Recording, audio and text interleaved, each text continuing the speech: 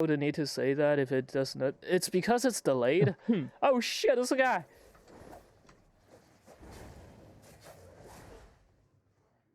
He didn't merge.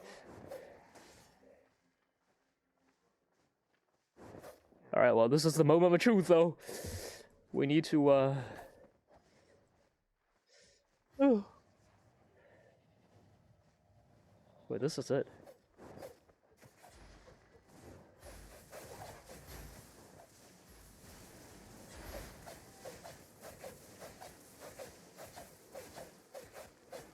You're shredded, you motherfucker! I can't full channel. It goes to him.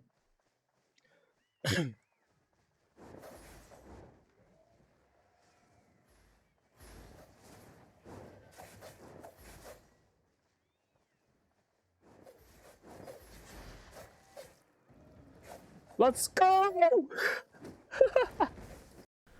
What's up, Albion players? This is Professor Pew Pew, and in today's video, I'm gonna show you how to play my very unique Pharaoh one-hand dagger build, which I made to counter the Stalker Jacket meta. The idea of this build is with the Pharaoh, if you use a second active on it, every time somebody hits you for 5 seconds, every time somebody hits you, you stun them. So if you activate the second skill and you stand inside a Stalker Jackets AoE, then they will just be stunned the whole time, the whole 5 seconds of the robe. Now the problem with using Pharaoh against Stalker Jacket is that you are using cloth, and the Stalker Jacket does a lot of damage. So even if you sit there and you perma-stun them, they still hurt you a lot. And also, Pharaoh takes a second to cycle through to the right skill because the active that we're using is the second one, right? So by the time you actually get that skill going, you would have taken a lot of damage already. Which is why the one-hand dagger is kind of the perfect weapon to go with it, because the one-hand dagger not only does a lot of damage, but also heals you. So it makes up for the fact that you're in cloth and you're taking a lot of damage. So the full build is Pharaoh, Assassin Hood, Demon Boots, One-Hand Dagger, Torch, and Morgana Cape. For passives, we're using all first passives except for the dagger, which we're going to put on third passive. The dagger usually does more damage if they're on first passive, so if you're gonna, go out there and just fight Stalker Jacket players all the time, if that's all you do, then put it on first passive. But since we are going to be fighting other things that you can't really stun lock and one shot, you'll have to go for a second or third rotation against those other things. So you'll need the attack speed from your third passive because we don't have a Hunter Jacket, right? So we don't have a reliable source of attack speed. Morgana Cave is too long of a cooldown, right? So that's why we need a third passive. When you're fighting against Stalker Jackets, your helmet should be on cleanse. Okay, the Assassin Hood's active is for fighting other things. So when you face something that's using a Stalker Jacket, usually what they do is they stun you first. So double blade, great hammer, one hand mace, they will hit you with a stun and then immediately turn on their jacket. So you want to cleanse out of that stun and then turn on your chest piece and wait for it to cycle to the right skill. Now, the stun from them could usually last a while, and since you're in cloth, you have less CC resist, so it lasts a while longer. By the time you actually become unstunned and you turn on your chest piece and wait for it to cycle, that takes another second or so, right? So by the time you actually start comboing them, half of their Stalker Jacket will be gone already, and you don't really want that. You want to be able to start comboing them as soon as you can, so you can really use the duration of that Stalker Jacket against them. Right, so you need to cleanse their stun and then start cycling right away, so you can start comboing right away. So the full combo is you let them stun you, and then you cleanse, and then you turn on your jacket, throw 1 Q, and then start E and auto attacking. If you're going to use your demon boots for damage, make sure you turn on your demon boots before you turn on your E. Because the damage will not get applied if your E is already active. Okay, so turn on the boots first. As you can see from these clips, usually by the time I cleanse out of their stun, I would have already taken a lot of damage just from their Q and their cape. So that's enough to give the demon boots some value.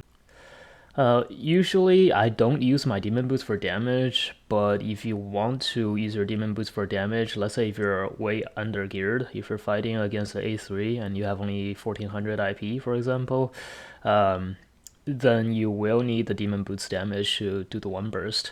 Otherwise, they usually end up getting away with one health. So if you're fighting against the A3, then you want to do cleanse, robe, boots, and then robe again, and then E on auto attack.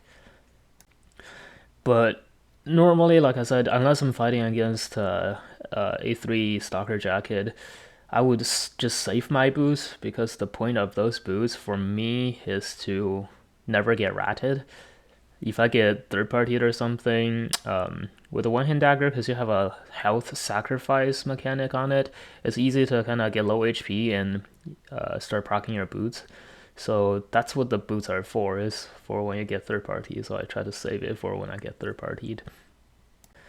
Now, like I said earlier, this build is really made specifically for countering the Stalker Jacket meta, but it's not completely useless against other builds either. At the end of the day, you are still a one-hand dagger, you have a lot of damage in that weapon, and you are using demon boots, so if you get third partied or if you get in a bad matchup, you can always just save your demon boots for running away. So when you're fighting against other things though, you have to be a little creative about how you use your robe.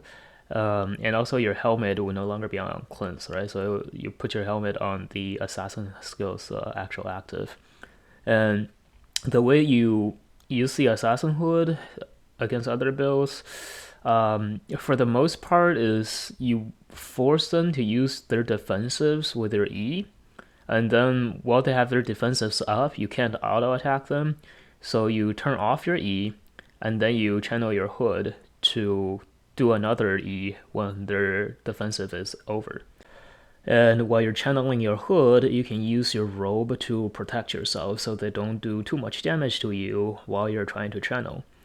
This works especially well against Hellion Jackets. If you get them low HP in the first engage, then they go Hellion Jacket on mobs, you can just stun them on the Hellion Jacket the same way you stun them on the Stalker.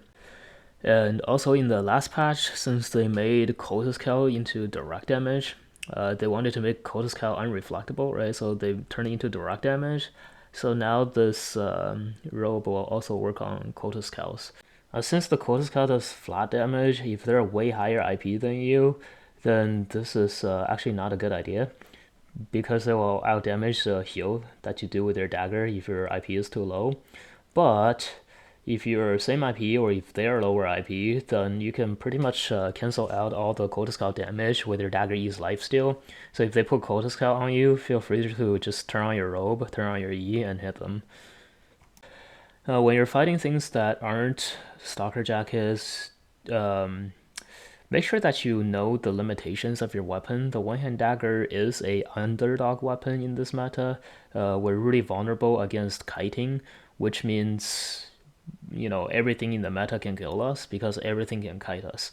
If they know what they're doing and they save their mobility skills and they use their range skills to poke you, then battle axes and carving swords can all kill you. So when you fight against them, it could get pretty tedious sometimes. You have to force out their mobility skills first, or not force out, but maybe like bait out their mobility skills first by looking weak, right? So they will burn their mobility to chase you, and then you can turn around with your E, heal it back up, and that will force them to use their defensive skills, so stuff like Hunter Hood or whatever. And then you have to get your E back by using your helmet, so you can finish them off with Demon Boost and E together. It's really tedious, but the good thing about it though is a lot of the times when people look at your build, they think it's just some troll build and they don't take you seriously, and then they would like burn all their skills to dismount you, and you get to do your thing to them. This also applies, by the way, to the Stalker Jacket players, and I would even say that a big part of what makes this build work is the way the Stalker Jacket players actually play. A lot of the times, because they're packing a lot of IP, they kind of just see red and charge in, right? Like they don't look at your build first, so they'll just go ahead and dismount you and then worry about it later. And usually they can do that because they have a lot of mobility, so if they dismount you and you turn out to be something they can't fight, they just run away from you. But since we can stun lock and then one burst, then they can't really, use their mobility to run away because they'd be dead. So it works well against that, and then against other meta builds that aren't Stalker Jackets. Let's say Carving Swords, for example. If they burn both their E and their W to dismount you, then it's pretty much in the bag. All you have to do then is just turn on your E and start hitting them because they've already used all of their mobility skills and even their snare to dismount you. So you can just hit them for free. And if they get low, that will go Hellion Jacket on mobs. Then you get to stun them with their chest piece on the Hellion Jacket. And you could get your helmet off when they couldn't hit you. And of course, the other skills on the robe can be useful sometimes as well. The fire ring didn't happen on this one, but sometimes the fire ring can execute people in Undead Cape if they're even IP as you or under. Then what you want to do if they have Undead Cape is you auto attack to proc it and then hit a Q on them when they're in stealth and then drop the ring right away right after your Q. And if they walk outside of the ring, they touch a ring, they'll get burned and they'll die from it.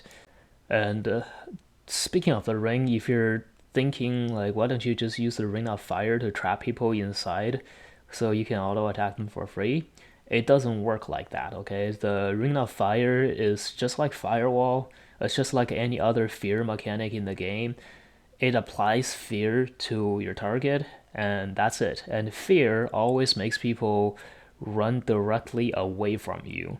So if your character is inside the ring, right, and they touch a wall from inside or outside of the ring, they will be feared outside of the ring. If your character is outside of the ring and they're inside the ring, then their character will be feared inside the ring. And since the firewall only applies the fear once, it can't just trap them. Like even if it was able to fear people inside the ring, it can't just trap them in there because it only fears them once. So the biggest usage for the firing is number one, executing people in Undead Cave, and number two, just running away. If you drop it on a choke, a lot of times people just don't really want to walk into it because they take damage, right? So they just sit there and wait for it to expire. That buys you a lot of time for you to run away. If you get third-partied, if you get ratted, if you get caught in a bad matchup, that's what that first skill is for. The third skill almost never get used. It just really isn't worth it. It does a lot of damage actually on the one-hand dagger, but it is the third skill. It takes 2 seconds for you to cycle to it, and also like usually in the fight you end up using that chest piece for something else, for either a stun or a firewall. So the raw damage, we already have plenty of damage in our dagger E. We don't really need more of it usually, so we don't usually use that third skill, except for in PvE. If you're doing the boss or something, then it becomes pretty useful. Okay, so I think y'all get the gist of it now. It's still a one-hand dagger build, so if you're not fighting against Stalker Jackets, watch my other one-hand dagger build guys and you'll know how to play this. And if you are fighting against the Stalker Jacket, just stun them and kill them. Alright, I'm gonna play the rest of these clips now with some elevator music. I hope you guys liked the video. If you did, remember to gank the like button, sub to the channel, and follow me on Twitch. My Twitch will be linked in the channel descriptions below. I'll see you guys in the next one.